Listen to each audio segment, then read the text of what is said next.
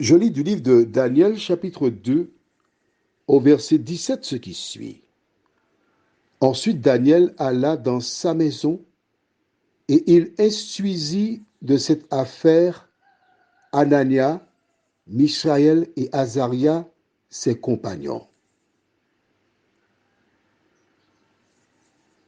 Prions. Notre Seigneur et notre Dieu, combien nous te sommes reconnaissants pour ta parole. Merci, Seigneur, pour la Bible qui nous indique comment nous devons agir en période de crise. Que ton esprit nous aide à retenir la méthodologie au nom de Jésus et pour ta gloire éternelle. Amen. Daniel était conscient d'une chose, c'est qu'il ne pouvait pas fonctionner en cavalier seul. Il était seul quand Arjoc lui donna l'information. Sans perdre de temps, il a vu le roi et en apprenant la situation, j'aime bien le verbe, instruire. On n'a pas dit il informa. Instruire veut dire apporter une connaissance, enseigner.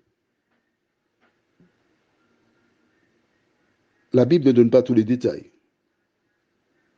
Mais ce que nous savons, c'est que Daniel et ses compagnons avaient la réponse aux 3 questions fondamentales que chaque humain doit se poser. À savoir, qui suis-je? Deuxièmement, pourquoi suis-je ici? Et la dernière, quelle est ma destination finale? En clair, qui suis-je? Daniel et ses compagnons savaient qu'ils étaient des ambassadeurs de Dieu et à ce titre, ils ne pouvaient pas mourir. Ils savaient que leur mission consistait à révéler Dieu à ce peuple puissant, car à l'époque et à travers l'histoire, Babylone, l'actuel Irak, était la nation la plus prospère, la plus connue, respectée dans le monde jadis. Ils savaient que leur mission, c'était de représenter Dieu. Ils savaient que lorsque tu représentes Dieu, tu es l'objet d'attaque de l'ennemi. Ils le savaient. Mais ils remplissaient leur mission. Ils étaient conscients que la destination finale, c'est la nouvelle terre où la justice habitera. Et parce qu'ils connaissaient donc la première question, qui suis-je? Qu'est-ce que je fais ici? Et quelle est ma destination finale? Ils pouvaient remplir leur ministère sous l'égide du Tout-Puissant. Il alla voir ses compagnons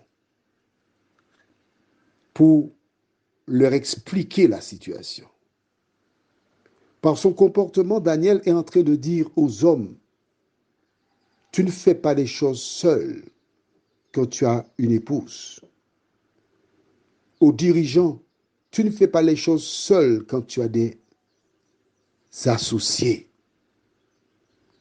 Quelle que soit la situation où nous évoluons, il est fondamental de s'entourer de grands nombres de conseillers afin de voir un problème sous tous les angles. C'est ainsi qu'on trouve la réponse appropriée. Voilà donc Daniel qui va voir ses compagnons. Il décide d'échanger sur la question. Et nous verrons plus tard ce qui se passera. Ils travaillent ensemble sur le dossier et prendront une décision commune. De quoi s'agit-il? C'est ce que nous verrons ensemble. Si Dieu nous prête vie demain soir. Mais en attendant, prions. Notre Seigneur et notre Dieu, à travers l'attitude de Daniel, tu nous rappelles que tous les arbres ont une branche. Et les branches doivent produire des feuilles. D'autres, notre partie fera des fleurs, puis des fruits. Chaque élément de la constitution de la branche est important. Aide-nous à réaliser que nous sommes chacun sur terre un élément au service de l'Éternel. Que ton esprit nous aide à apprendre à travailler en équipe, à être ensemble, car ce n'est qu'ainsi que nous serons plus forts et à même de remplir les missions divines.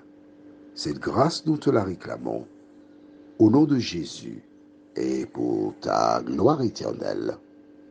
Amen. Je te souhaite une bonne nuit.